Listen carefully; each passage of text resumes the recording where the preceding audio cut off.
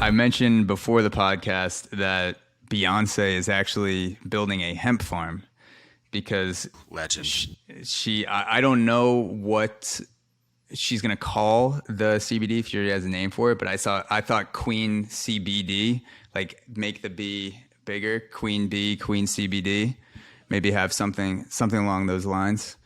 Beyonce reached out to me, but yeah, there's a quote from Beyonce on why she decided to build a hemp farm. And she says, quote, "I discovered CBD on my last tour, and I've experienced its benefits for soreness and inflammation. It helped with my restless nights and the agitation that comes from not being able to fall asleep." And so if you take someone like Beyonce, who is under massive amounts of highly publicized stress, and there's a tool called CBD that is helping her get sleep, that's a pretty fucking powerful thing that you go on a 60-day tour in 75 days, and CBD is your tool of choice. Like it's Beyonce, and it's a lot of people just see it as a headline grab, but when I was actually thinking about it, like not many people are ever going to know what it feels like to experience that amount of fame and that amount of stress and that amount of negative energy coming your way, and the negative energy that forces you to create from within yourself to respond to it if you're not able to handle it well, and having something like CBD that she says is helping her greatly. That like I think that's fuck yeah for Beyonce. Yeah, dude, no doubt. That's totally a statement. And again, comparing it to alcohol or comparing it to opioids or comparing it to something else, why not? Right? It's a no-brainer from that standpoint because it hits all those buttons of somebody who wants some relief from that stressed out, high flying environment. Yeah. Joe Rogan also takes CBD regularly, and he says, "I didn't even know I had anxiety until I started taking CBD."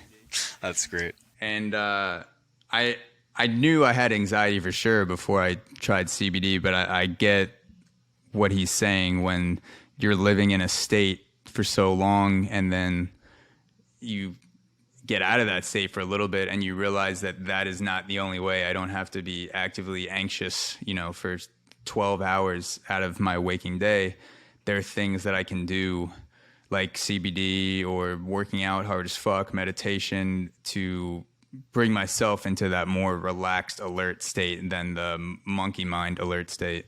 Totally. Are you still doing Muay Thai? Yes.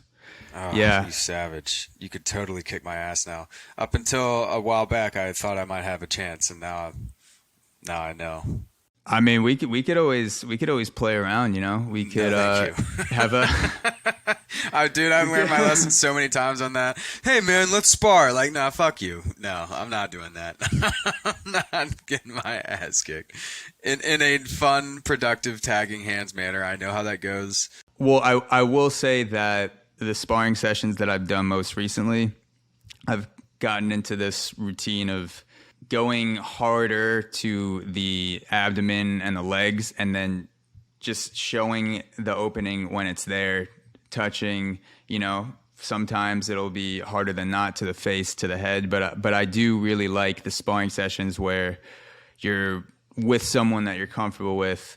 Yeah, you're going to take some kicks to the gut or teeps to the gut, and you'll have some bruises on your leg, but you're not going to get knocked the fuck out. Like for me, I just want to know, like, no matter how good the person is that I'm sparring with, which is, half the time is miles and miles and miles better than me. A lot of times we may be at the same level, and sometimes someone just started like a couple months ago, and so you have to adjust to whoever you're sparring with. So I will say that whatever the level is that you're currently at, I think we could have an enjoyable sparring experience, playing around experience. I have pads too in the apartment, so if you'd ever want to fire it up in the park, we could do that too.